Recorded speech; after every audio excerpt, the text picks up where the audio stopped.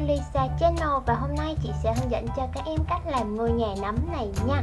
Đầu tiên chúng ta sẽ in những cái tranh này ra trước nha. Các em có thể comment bên dưới video để chị gửi những cái tranh này cho các em ra nha. Và sau đó thì chúng ta sẽ tiến hành cắt theo đường viền màu đen giống như của chị nha.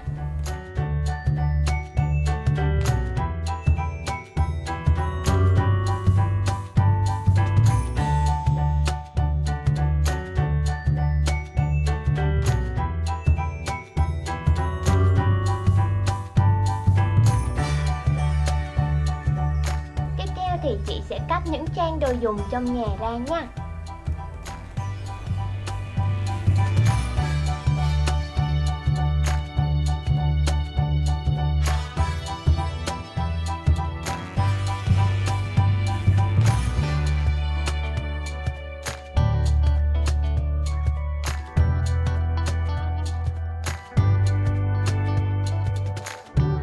Và chị sẽ cắt cả búp bê nữa nha.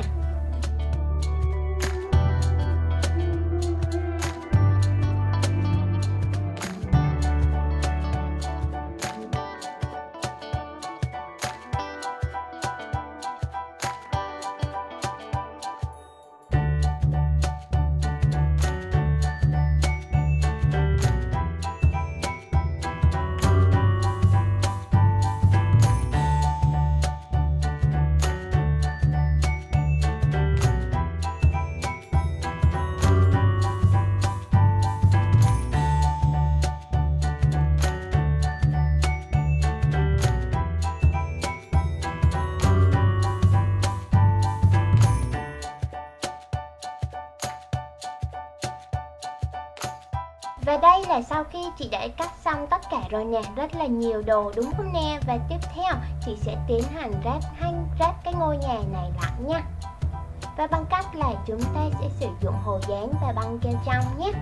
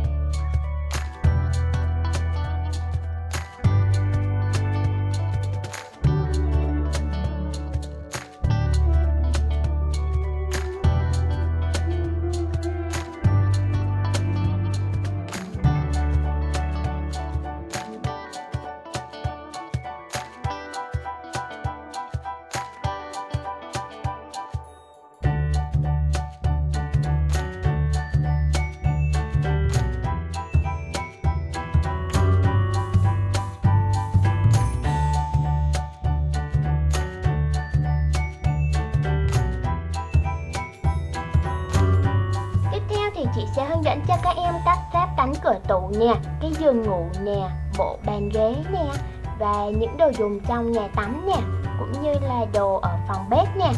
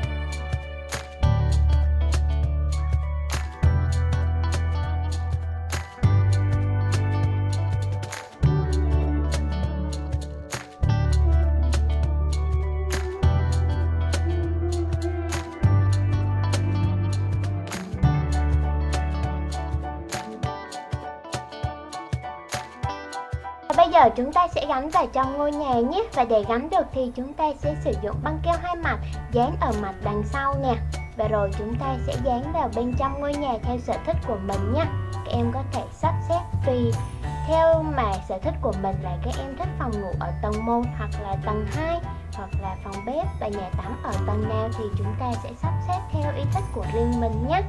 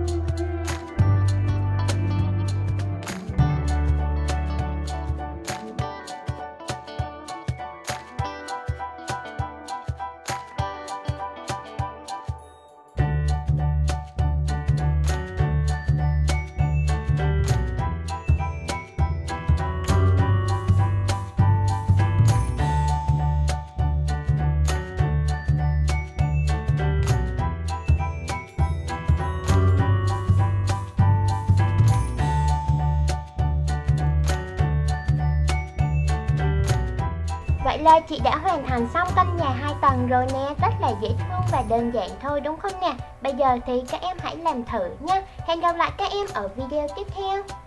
Nếu các bạn yêu thích kênh thì hãy nhanh tay đăng ký, like và share để ủng hộ kênh nhé.